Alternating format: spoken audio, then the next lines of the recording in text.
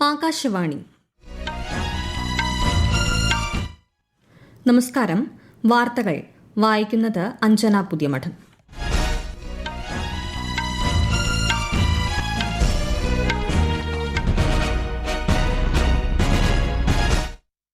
പ്രധാന വാർത്തകൾ.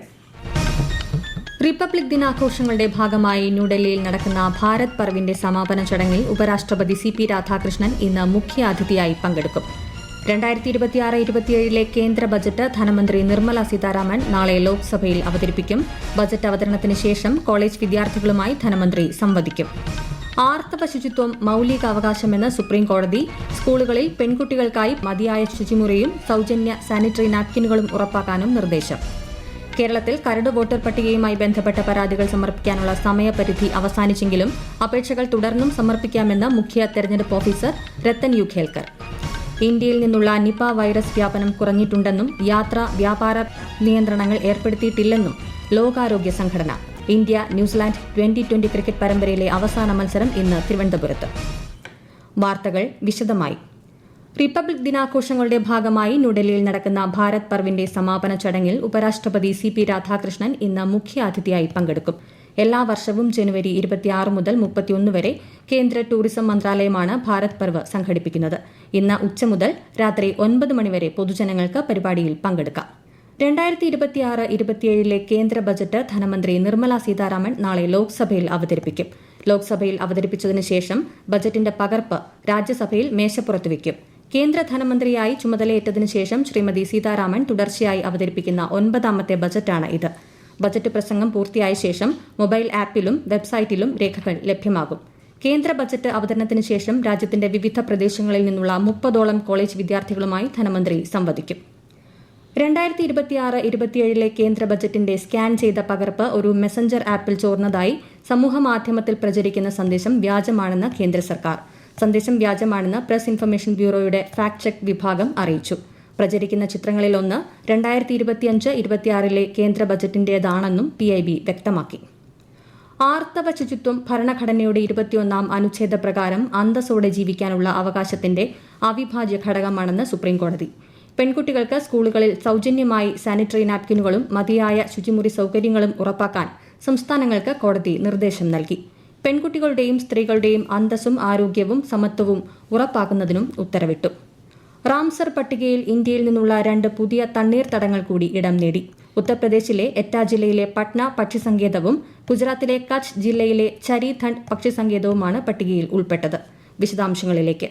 2014 26 സ്ഥലങ്ങളായിരുന്ന റാംസാർ പട്ടികയിൽ നിലവിൽ 98 ഇടങ്ങളാണ് ഉള്ളത്. പരിസ്ഥിതി തണ്ണീർത്തട സംരക്ഷണത്തിനുള്ള ഇന്ത്യയുടെ ശക്തമായ പ്രതിബദ്ധത അന്താരാഷ്ട്ര ശ്രദ്ധ ആകർഷിക്കുന്നതിന് തെളിവാണിതെന്ന് കേന്ദ്രമന്ത്രി ഭൂപേന്ദ്ര യാദവ് പറഞ്ഞു. 2 തണ്ണീർത്തടങ്ങളും 100 കണക്കിന് ദേശാടന പക്ഷികൾക്ക് ഉൾപ്പെടെ സുരക്ഷിത ആവാസ വ്യവസ്ഥ ഒരുക്കും. വംശനാശ ഭീഷണി നേരിടുന്ന പക്ഷികൾക്ക് പുറമെ ചെന്നായ്ക്കൾ, മരുഭൂമിയിൽ കാണപ്പെടുന്ന പൂച്ചകൾ, കുറുക്കൻ തുടങ്ങിയ വന്യജീവികളുടെയും വാസസ്ഥലമാണ് ഈ പ്രദേശങ്ങൾ. പട്ന പക്ഷിസങ്കേതവും ചരിധണ്ട് പക്ഷിസങ്കേതവും റാംസാർ പട്ടികയിൽ ഉൾപ്പെടുത്തിയതിൽ പ്രധാനമന്ത്രി നരേന്ദ്രമോദി സന്തോഷം പ്രകടിപ്പിച്ചു. ജൈവ വൈവിധ്യം സംരക്ഷിക്കുന്നതിനും ആവാസ വ്യവസ്ഥ സംരക്ഷിക്കുന്നതിനുമുള്ള സർക്കാരിന്റെ പ്രതിബദ്ധതയെ ഈ അംഗീകാരങ്ങൾ ഊട്ടിയുറപ്പിക്കുന്നുവെന്നും ശ്രീ മോദി പറഞ്ഞു. News desk Akashvani. 39ാമത് സൂരജ് കുണ്ട് അന്താരാഷ്ട്ര കരകൌശല മേള ഉപരാഷ്ട്രപതി CP രാധാകൃഷ്ണൻ ഹരിയാനയിലെ ഫരീദാബാദിൽ ഉദ്ഘാടനം ചെയ്തു. ലോക്കൽ ടു ഗ്ലോബൽ എന്നതാണ് മേളയുടെ ഇത്തവണത്തെ പ്രമേയം. ഉത്തർപ്രദേശിനെയും മേഘാലയയെയും പ്രതിപാദിക്കുന്ന മേളയിൽ ഈജിപ്ത് പങ്കാളി രാഷ്ട്രമായി പങ്കെടുക്കുന്നു. ഗുരു രവിദാസിന്റെ 649ാം ജന്മവാർഷികത്തോട് അനുബന്ധിച്ച് പ്രധാനമന്ത്രി നരേന്ദ്രമോദി നാളെ പഞ്ചാബ് സന്ദർശിക്കും. ആദംപൂർ വിമാനത്താവളത്തിന് ഗുരു രവിദാസിന്റെ പേര് നൽകുന്ന ചടങ്ങിൽ അദ്ദേഹം പങ്കെടുക്കും.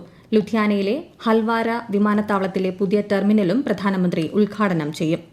ഇന്ത്യ അറബ് വിദേശകാര്യമന്ത്രിമാരുടെ 2ാമത് യോഗം ഇന്ന് ന്യൂഡൽഹിയിൽ നടക്കും. യോഗത്തിൽ പങ്കെടുക്കാൻ UAE വിദേശകാര്യ സഹമന്ത്രി ഖലീഫ ഷഹീൻ അൽ മാരർ, ഒമാൻ വിദേശകാര്യമന്ത്രി ബാദർ അൽ ബുസൈദി എന്നിവർ ന്യൂഡൽഹിയിലെത്തി. ഇരു നേതാക്കളുടെയും സന്ദർശനം UAE, ഒമാൻ രാജ്യങ്ങളുമായുള്ള ഇന്ത്യയുടെ സമഗ്ര തന്ത്രപരമായ പങ്കാളിത്തം കൂടുതൽ ശക്തിപ്പെടുത്തുമെന്ന് വിദേശകാര്യ മന്ത്രാലയ വക്താവ് രൺധീർ ജയ്സ്വാൾ സമൂഹമാധ്യമത്തിൽ കുറിച്ചു. സ്വച്ഛതാ പക്വാടയുടെ ഭാഗമായി CBCയുടെ ആഭിമുഖ്യത്തിൽ തിരുവനന്തപുരം കുന്നുംപുറം ചിന്മയ വിദ്യാലയത്തിൽ ബോധവൽക്കരണ പരിപാടി സംഘടിപ്പിച്ചു. സ്കൂൾ പരിസരത്ത് വൃക്ഷത്തൈയും നട്ടു. സ്കൂൾ പ്രിൻസിപ്പൽ ബീന NR ഉദ്ഘാടനം ചെയ്തു.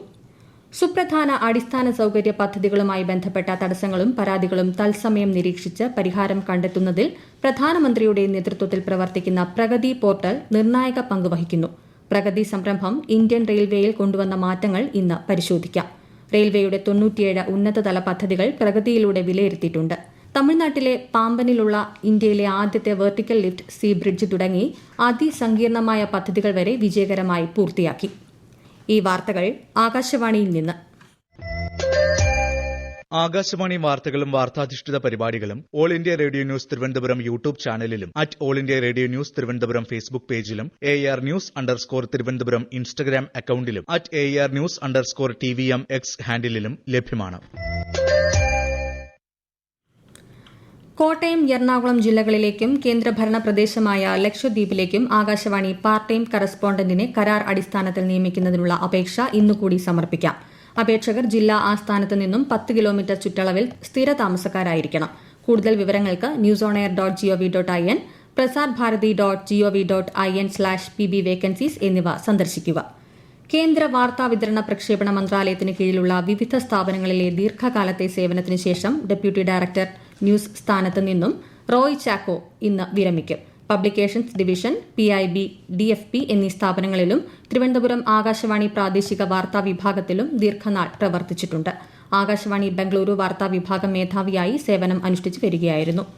ഇന്ത്യ ന്യൂസിലാൻഡ് T20 പരമ്പരയിലെ 5ാം മത്സരം ഇന്ന് തിരുവനന്തപുരത്ത് നടക്കും. രാത്രി 7 മണിക്ക് കാര്യവട്ടം ഗ്രീൻഫീൽഡ് സ്റ്റേഡിയത്തിലാണ് പോരാട്ടം. മലയാളി താരം സഞ്ജു സാംസൺ ഇറങ്ങുന്നതിന്റെ ആവേശത്തിലാണ് ക്രിക്കറ്റ് ആരാധകർ.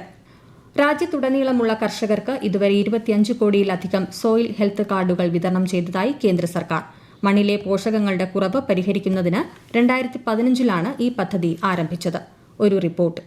കഴിഞ്ഞ ജൂലൈ വരെയുള്ള കണക്കുകൾ പ്രകാരം രാജ്യത്തുടനീളം 93,000-ലധികം കർഷക പരിശീലന പരിപാടികളാണ് പദ്ധതിയുടെ ഭാഗമായി സംഘടിപ്പിച്ചത്. 6 ലക്ഷത്തിലധികം ഫീൽഡ് പ്രദർശനങ്ങളും നിരവധി പ്രചാരണ പരിപാടികളും നടന്നു. 2 വർഷത്തിലൊരിക്കലാണ് സോയിൽ ഹെൽത്ത് കാർഡിന്റെ വിതരണം. മണ്ണിന്റെ പോഷക നിലവാരത്തെയും ഭൗതിക ഘടനകളെയും കുറിച്ച് സമഗ്രമായ ബോധവൽക്കരണമാണ് ഇതിന്റെ ലക്ഷ്യം. രാസവളങ്ങൾ, ജൈവവളങ്ങൾ, ജൈവ ഉൽപ്പന്നങ്ങൾ, മണ്ണ് സംരക്ഷണം എന്നിവയ്ക്ക് സോയിൽ ഹെൽത്ത് കാർഡ് പദ്ധതി പിന്തുണ നൽകുന്നു. News desk, Akashvani.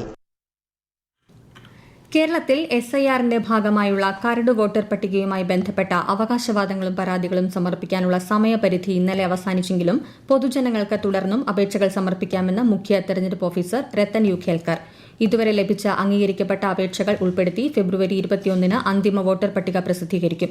പിന്നീട് വരുന്ന അപേക്ഷകൾ അന്തിമ വോട്ടർ പട്ടിക പ്രസിദ്ധീകരിച്ചതിന് ശേഷം മാത്രമേ തീർപ്പാക്കുകയുള്ളൂവെന്നും അദ്ദേഹം വ്യക്തമാക്കി. 5ാമത് ലോക കേരള സഭയ്ക്ക് ഇന്ന് സമാപനമാകും. 7 മേഖലാ യോഗങ്ങളുടെ റിപ്പോർട്ടിംഗ്, 8 വിഷയാടിസ്ഥാനത്തിലുള്ള സമിതികളുടെ റിപ്പോർട്ടിംഗ്, വീഡിയോ അവതരണങ്ങൾ എന്നിവ ഇന്ന് നടന്നു. ഉച്ചയ്ക്ക് 2:30 മുഖ്യമന്ത്രിയുടെ മറുപടി പ്രസംഗമുണ്ടാകും. ഇന്ത്യയിൽ നിന്നുള്ള നിപ വൈറസ് വ്യാപനം കുറഞ്ഞിട്ടുണ്ടെന്നും യാത്രാ വ്യാപാര നിയന്ത്രണങ്ങൾ ഏർപ്പെടുത്തിയിട്ടില്ലെന്നും ലോകാരോഗ്യ സംഘടന. പശ്ചിമബംഗാളിൽ 2 നിപ ബാധ റിപ്പോർട്ട് ചെയ്ത സാഹചര്യത്തിലാണ് ഇക്കാര്യത്തിൽ വ്യക്തത വരുത്തിയത്. ഇന്ത്യയിലെ സ്ഥിതിഗതികൾ നിരീക്ഷിച്ചു വരികയാണെന്നും WHO അറിയിച്ചു. അതേസമയം നിപ ബാധയുമായി ബന്ധപ്പെട്ട ചില മാധ്യമങ്ങൾ നൽകുന്ന കണക്കുകൾ വാസ്തവവിരുദ്ധമാണെന്ന് കേന്ദ്ര ആരോഗ്യ മന്ത്രാലയം വ്യക്തമാക്കി. സ്വർണ്ണവില കുറഞ്ഞു. പവന് 6,320 രൂപ താഴ്ന്ന് 1,17,760 രൂപയും ഗ്രാമിന് 14,720 രൂപയുമാണ് ഇന്നത്തെ വില. സംസ്ഥാന നിയമസഭാ സമ്മേളനം മറ്റന്നാൾ പുനരാരംഭിക്കും. ബജറ്റിനെക്കുറിച്ചുള്ള പൊതുചർച്ച നടക്കും. ബജറ്റിന്മേലുള്ള പൊതുചർച്ച 3 ദിവസം തുടരും. അംഗരാജ്യങ്ങൾ വിഹിതം അടയ്ക്കാത്തതിനാൽ ഐക്യരാഷ്ട്ര സംഘടന സാമ്പത്തിക തകർച്ചയുടെ വക്കിലാണെന്ന് സെക്രട്ടറി ജനറൽ ആന്റോണിയോ ഗുട്ടറസ്. അംഗരാജ്യങ്ങൾക്ക് അയച്ച കത്തിലാണ് അദ്ദേഹം ആശങ്ക പങ്കുവച്ചത്. യുഎന്നിന്റെ പതിവ് പ്രവർത്തനങ്ങൾക്ക് ജൂലൈ മാസത്തോടെ പണം ഇല്ലാതാകുമെന്ന് ഗുട്ടറസ് പറഞ്ഞു. യുഎന്നിലേക്ക് ഏറ്റവും വലിയ സംഭാവന നൽകുന്ന രാജ്യമായ അമേരിക്ക കുടിശ്ശിക അടയ്ക്കാത്തതിനാലാണ് പ്രതിസന്ധി രൂക്ഷമായത്.